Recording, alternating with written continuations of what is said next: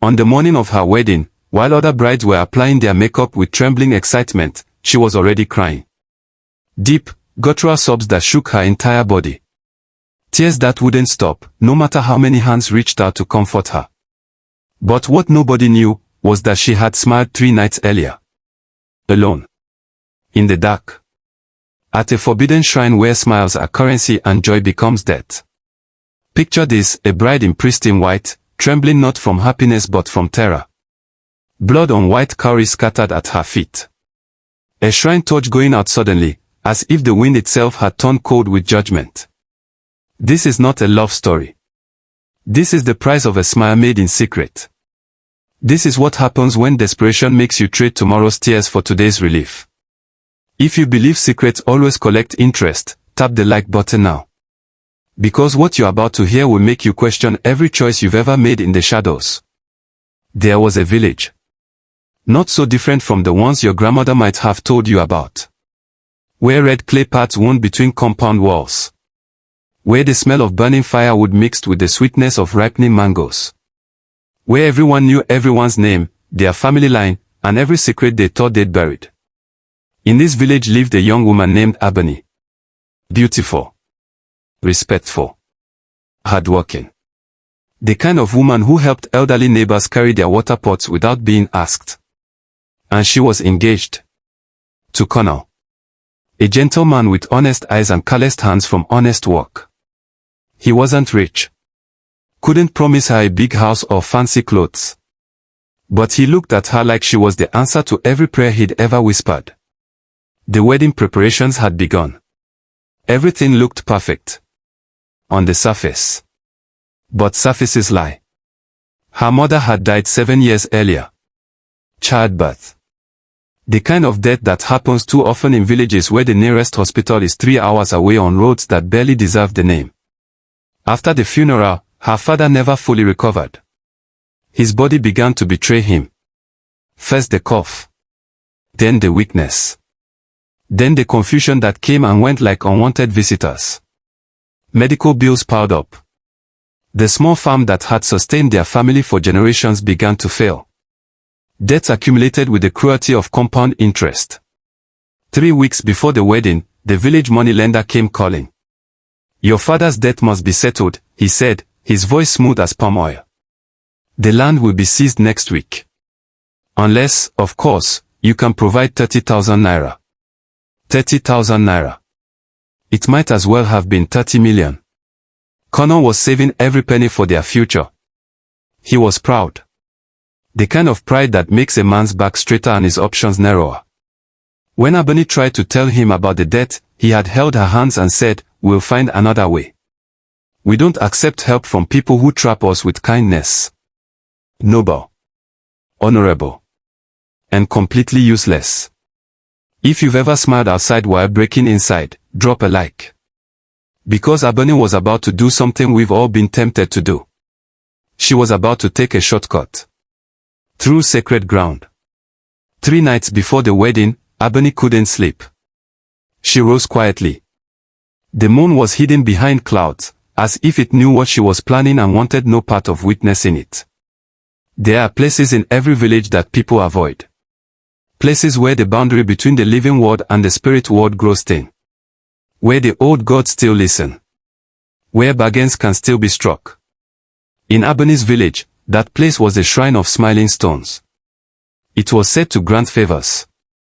But only once in a lifetime.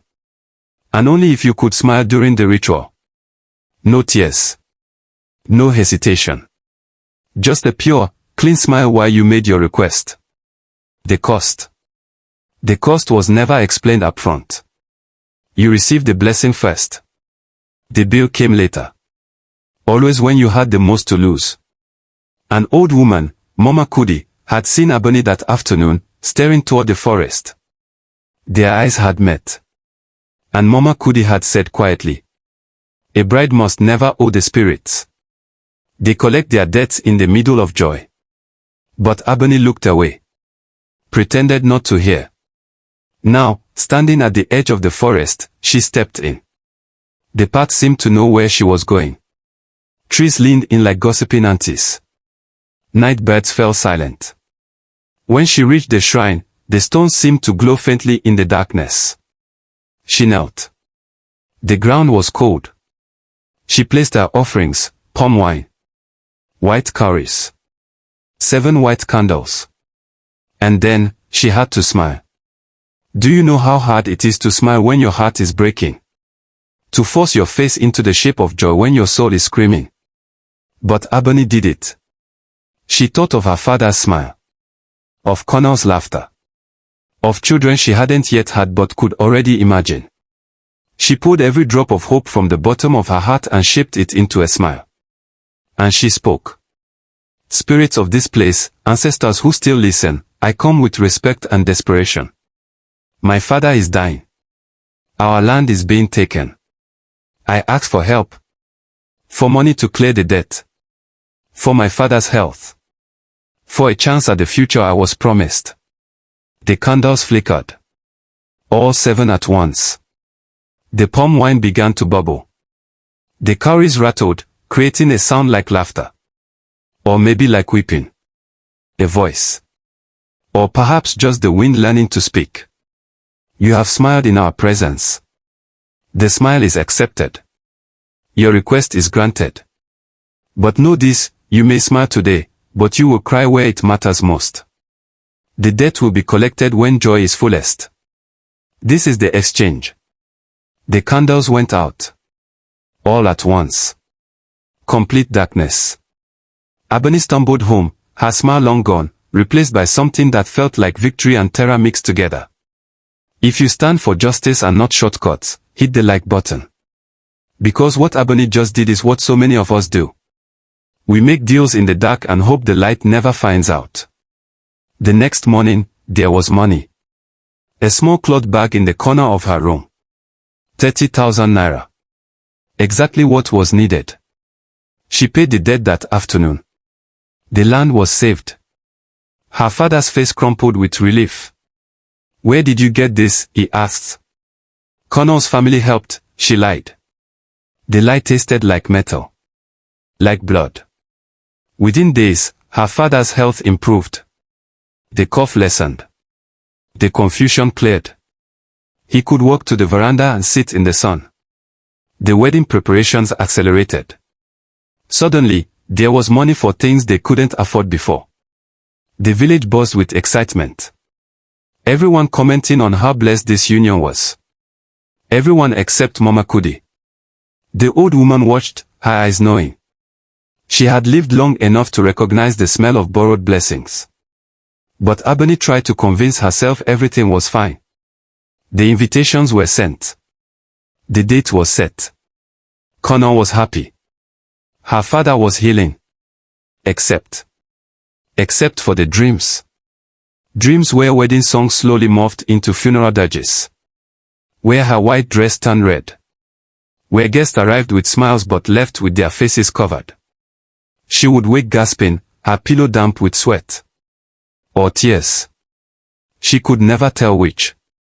And there were signs. A rooster died on their doorstep. No marks. Just dead. Her bridal beads snapped, coral scattering across the floor like drops of blood. The shrine's eternal flame went out for the first time in living memory. Mama Kudi came to visit one afternoon. Child, she said, her voice soft but sharp as a blade. What did you promise the shrine?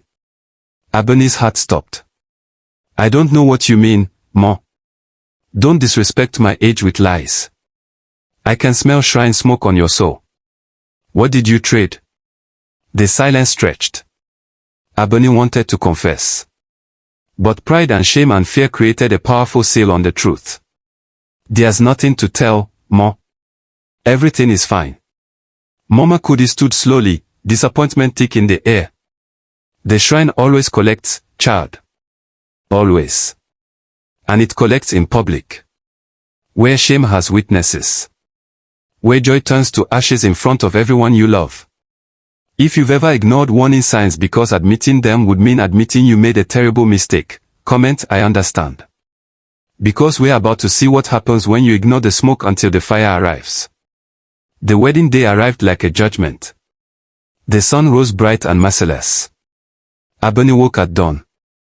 Or maybe she never slept. She lay on her mat, listening to the village come alive around her. Her father came to her room, his eyes bright with joy. "My daughter," he said, voice thick with emotion. "Your mother would be so proud." And that's when the first tear fell.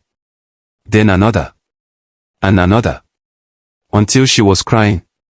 Really crying. The kind that shakes your whole body. Her father panicked. "What's wrong?" "Every bride is nervous." "These are happy tears, yes." Ebony tried to nod. Tried to say yes. But her mouth wouldn't cooperate. The women arrived. Aunties, cousins, neighbors. They brought her wedding outfit. They brought songs and laughter. "Why are you crying?" one auntie exclaimed. "Save the tears for when he disappoints you." They laughed. But Ebony kept crying. It was as if all the tears she hadn't cried at the shrine were demanding their release. Right now. They managed to dress her. To paint her face over the tears. But her eyes were red. Swollen. And the crying continued in waves. "What is wrong with this girl?" someone whispered. "She's been cursed," another voice answered. "All that sudden money. Nobody's luck turns that fast unless they've made a deal." The whisper spread like spilled water. The ceremony was supposed to start at noon. The whole village had gathered. The compound was decorated. The drummers were ready. Connor waited at the front. In his best clothes. His face bright with anticipation. He kept looking toward the house, checking the sun, smiling that honest, hopeful smile. The music started. The drums. The voices. Traditional wedding songs that had been sung for centuries. Ebony was supposed to walk out. Surrounded by her bridal party. Moving with that special slow grace of a bride. But she couldn't move. Her feet refused. It was as if they had grown roots into the earth. "Come on," her aunties urged. "Everyone is waiting." She tried. But her legs wouldn't obey. And the crying intensified. "Please," she whispered. "I can't. I can't do this." They pushed her anyway. A bride doesn't get to stop being a bride just because she's crying. They got her outside. Into the sunlight. Into the eyes of 100 curious witnesses.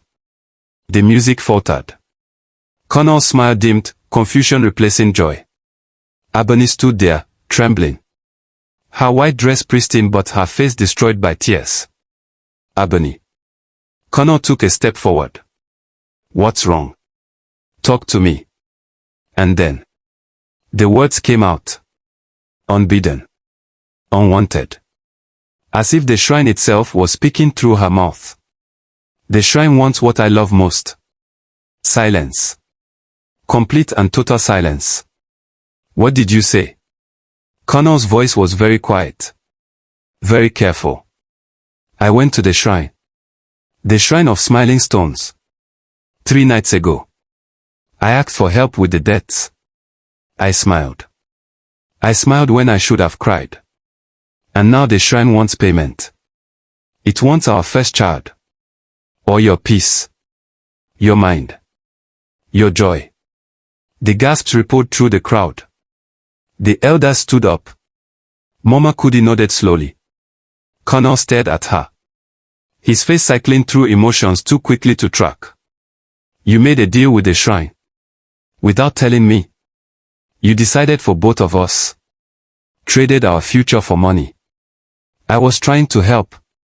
I was trying to save us. By damning us." His voice rose.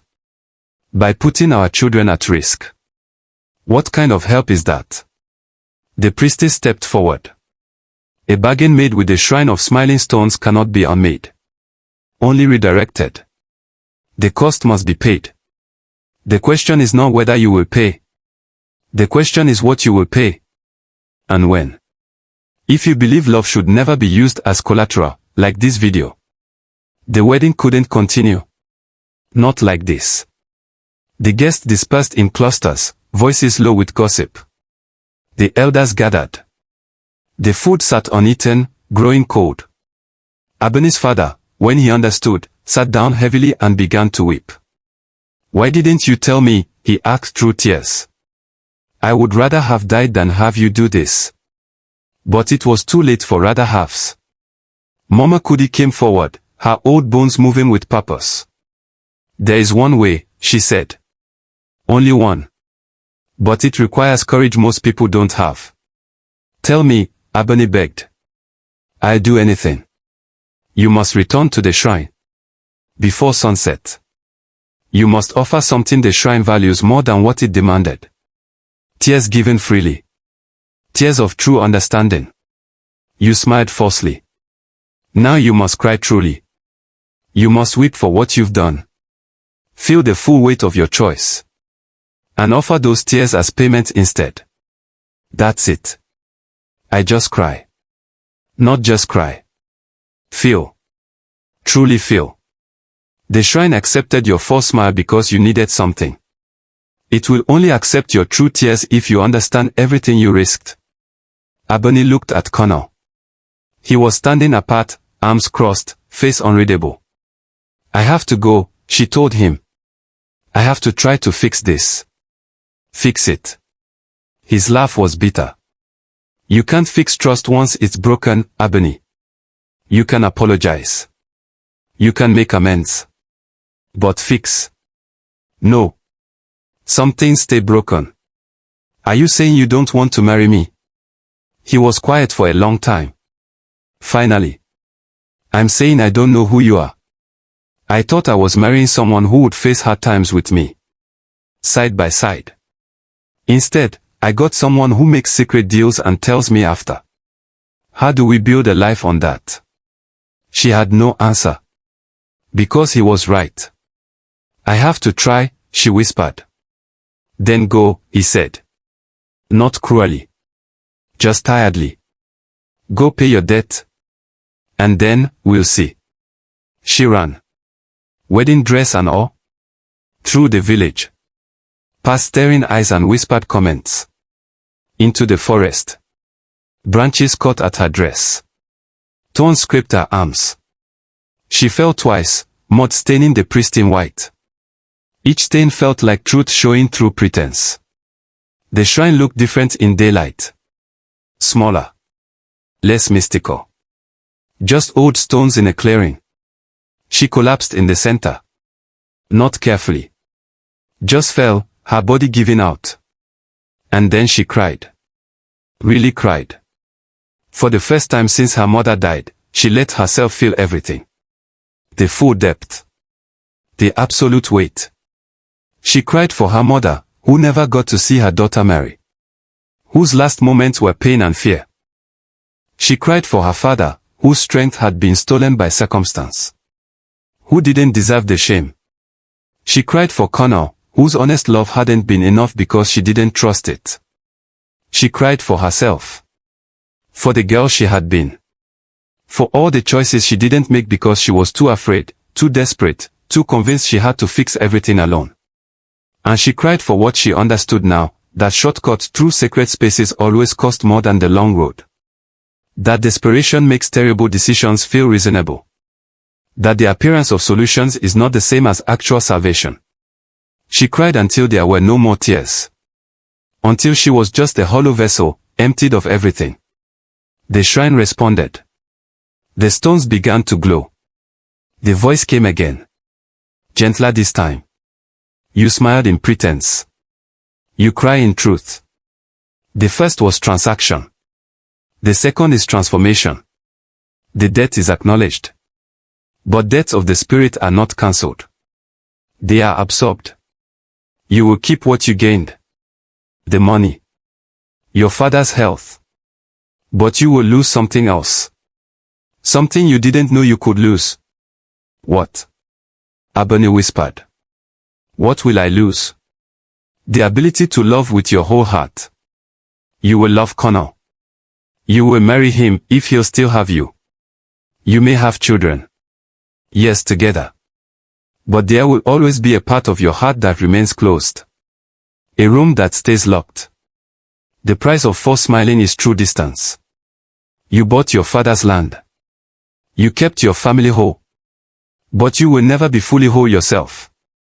This is the exchange. This is the final price. The light faded. Ebony was alone with the stones and her ruined dress and a future that looked different than anything she'd imagined. She walked back as the sun began to set. The wedding dress was destroyed. Her feet were bare. Her face swollen from crying. She looked like a woman who had been to war and barely survived. The village was quiet. People watched from doorways but didn't approach. Connor was waiting outside his compound. Still in his wedding clothes. When he saw her, he stood. Slowly.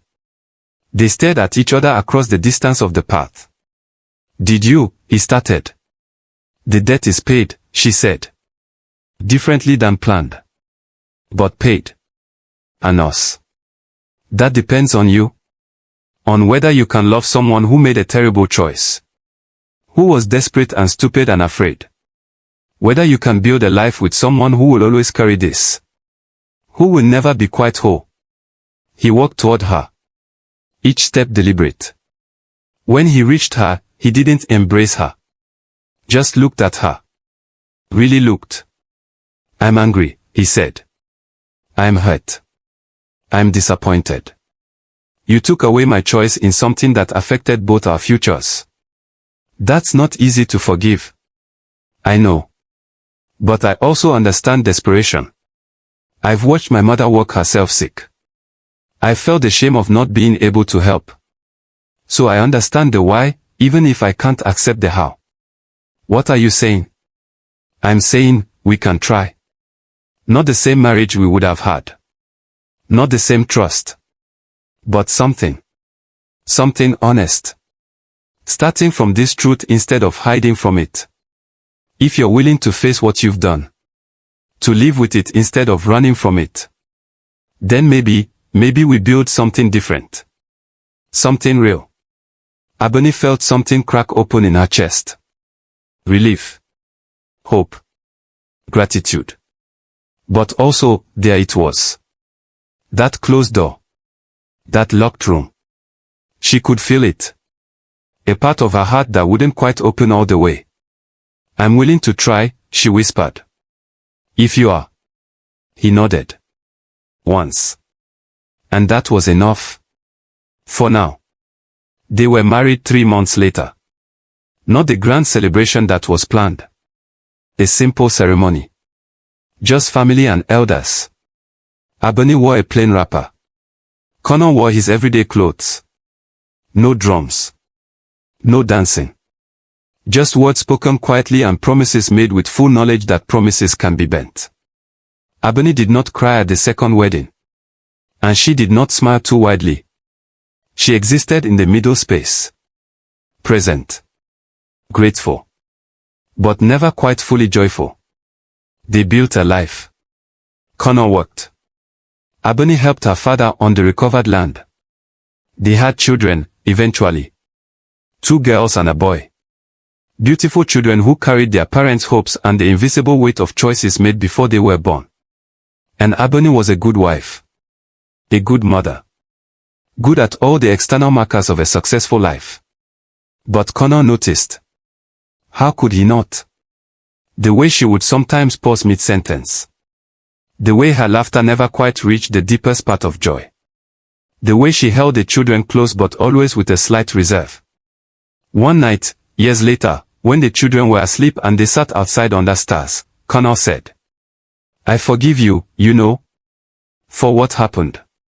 I've forgiven you for years." "I know," Ebony said.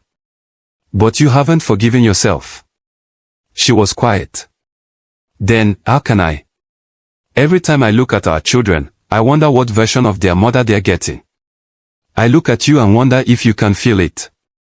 That there's a part of me that's just not here." "I know," he said. "I've always known. From that second wedding onward. I made peace with it. Because what's the alternative? To reject you? To demand something you can't give. We work with what we have. We love with what's available. And what we have, Ebony, it's not perfect. But it's ours. It's real. And for me, that's enough. She looked at him. This man who had every right to hate her. To leave her. But who instead had chosen this. Complicated grace. Imperfect acceptance. The shrine was right, she whispered. I smiled in pretense. I cried in truth. And I lost the ability to love with my whole heart. But maybe what I have left is still worth something. It's worth everything, Connor said. And he reached for her hand. And she took it. So let me ask you something. Your family is falling apart. Someone you love is dying. And you know, there's a way out. A shortcut. A deal you could make in the dark where no one would ever know. Would you walk to that shrine? Would you kneel in the darkness and offer a smile you didn't mean? Or would you choose the long, painful road, the one with no guarantees? Because here's what Ebony learned. Here's what the shrine taught her in the cruelest, most permanent way. Shortcuts through sacred spaces don't take you where you want to go. They take you somewhere adjacent. Close enough to look right. Wrong enough to feel empty. She got the money. Her father recovered. She married Connor. Had children. Built a life. From the outside, you would think she had everything. But inside, there was a door that stayed locked. Not broken. Just closed. And the worst part. Connor would have understood. If she had told him, I'm terrified.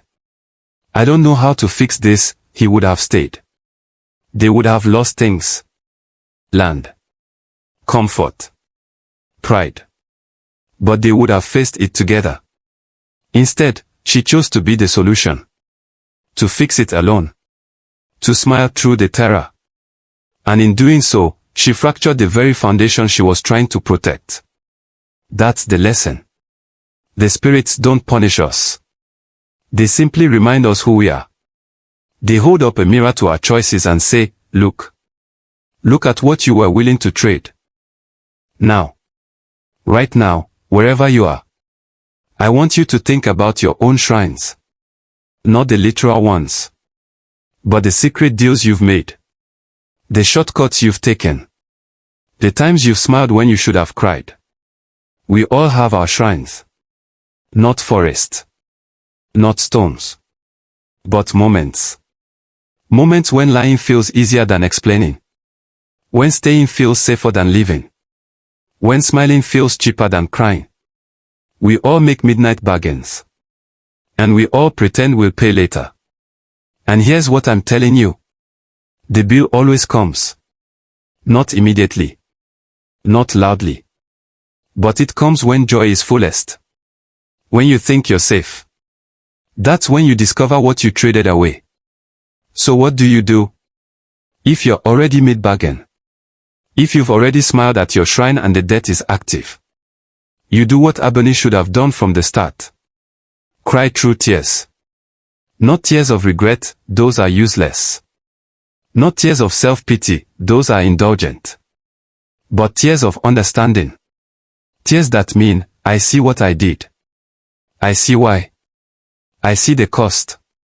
And I'm willing to sit with that knowledge. You go back to the people you made the deal without. And you tell them. Not because confession absolves you. But because honesty opens doors that secrets keep locked. And then you accept that some things stay broken. Some prices, once paid, can't be refunded. Some doors don't open all the way again. And you learn to build a life with that reality instead of pretending it doesn't exist. Because here's the truth that took Ebony years to understand. An honest fracture is better than a perfect lie. A love that's 80% present but 100% real is better than a love that looks complete but feels hollow. Mama Cudi lived another decade. Long enough to see those children grow. Long enough to watch Ebony and Connor build their imperfect life. One day, near the end, Ebony visited her. Brought her food. sat with her on the veranda. Finally, Ebony asked, was it worth it, Ma? The money, my father's health, the years with Connor. Was it worth the price? Mama Cudi looked at her with those ancient eyes. Wrong question, child. What is what we tell ourselves to sleep at night? The real question is, what did you learn? What will you teach your daughters? I'll tell them what happened to me. Will you? All of it. The locked door in your heart. Or will you prettify it? Ebony was quiet. Because that was the deeper truth. I'll try to tell them true, she finally said. Mama Cudi nodded. That's enough. Truth is like planting a tree. You don't see the fruit immediately. But your granddaughters might sit in the shade. Might hear the story. Might choose differently. She died 2 weeks later. Peaceful. In her sleep. At the funeral, Ebony stood with her daughters. The oldest was 12. Sharp. Observant. She leaned close and whispered. Why are you sad, Mama? Mama Cudi lived a long life. Ebony looked down at this daughter who had her father's eyes and her mother's questions. I'm sad because there are things I wanted to ask her. Things I wanted to understand better. What things? How to live with choices you can't undo. How to love people fully when part of you is missing. Her daughter considered this. Then, maybe she already taught you those things. And you just need to practice them. Ebony stared at her child. This young person who saw so clearly. And she thought, yes. The lesson isn't in the knowing. It's in the practicing. In waking up every day and choosing honesty over performance. Choosing presence over perfection. Choosing to love with whatever capacity you have instead of pretending you have more. She pulled her daughter close. And for a moment, just a moment, the locked door in her heart trembled. Didn't open. But trembled. Like maybe, eventually, with enough practice, enough honesty, maybe it could shift. So here we are. At the end of the story. The bride who smiled at the shrine and cried at her wedding. The woman who traded tomorrow's wholeness for today's relief. The life built on fractured foundation that somehow still stands. You want me to tell you she was wrong? I can't. Desperation is its own logic. You want me to tell you she was right? I can't do that either. Look at the cost. All I can tell you is this. She smiled at the shrine and cried at her wedding because shortcuts through sacred spaces always reverse your emotions. What should be private becomes public. What should be joyful becomes painful. The shrine didn't curse her out of malice. It simply gave her what she asked for in the only way such things can be given. With precision. With irony. With a price that teaches instead of destroys. From any external measure, she succeeded. She got what she wanted. But she knows, and now you know, that success and wholeness aren't the same thing. That you can have everything on your list and still feel like something essential is missing. Now. Your turn. Your moment. Your choice. Comment below. Tell me, what would you have done? Not what you think you should say. The real answer. The honest one. The one that admits you've been desperate. You've been scared. You've considered shortcuts. Would you have smiled? Or would you have faced the pain? And if you've already smiled at your shrine, if you're living with consequences you can't undo, how are you practicing truth now? How are you crying the tears you should have cried then? Hit subscribe. Because this channel is full of stories like this. Stories about the prices we pay. The choices we make. The wisdom hidden in village tales that your grandmother knew. And like this video. Right now. Not because I asked nicely. But because this story deserves to reach someone who needs it. Someone standing at their own shrine tonight. Someone about to smile when they should cry. The death always comes due. Choose the honest path. Even when it hurts. Especially when it hurts. The bride smiled at the shrine and cried at her wedding. But she survived. She learned. She practiced truth even when it was too late to undo the lie. And in that practice, in that daily choice to be present with her fractured heart instead of hiding it, maybe that's its own kind of redemption. Not the redemption that erases mistakes, but the redemption that transforms them into wisdom, into warnings, into stories we tell so others might choose differently. So, what will you choose? The shrine is always there. In the forest. In your mind. In that moment of desperation when all the moral clarity you thought you had dissolves into the immediate need to fix, to solve, to make the pain stop. Will you smile falsely? Or cry truly? The spirits are watching. Not to judge. Just to witness. Just to remind you, when the time comes, who you really are. Choose wisely. Choose honestly. And when you can't do either, when you've already made the deal and you're living with the consequences, choose to face it. To name it. To cry the tears you should have cried. Be whole. Or be honest about your brokenness. But don't smile at the shrine and pretend it won't cost you everything that matters.